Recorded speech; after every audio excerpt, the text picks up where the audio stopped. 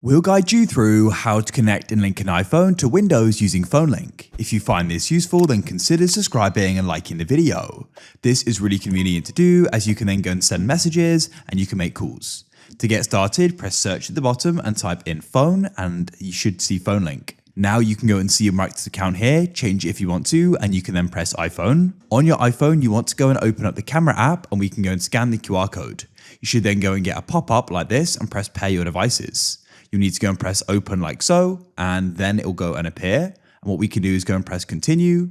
We need to go and press allow here, and now they're going to start pairing. On both devices, we can go and press pair like so and wait. I'll press allow, and then we need to press get link to Windows. We can press get at the bottom and wait for it to download. We'll then go and press open, and we can go and press continue. You can sign in. I've already got the account here added. You can go and see we're now successfully paired. To grant permission, open your settings. You need to go into Bluetooth. You can then go and find your computer and press the I to the right and switch on sync contacts. Switch on show message notifications as well and press refresh in the top left.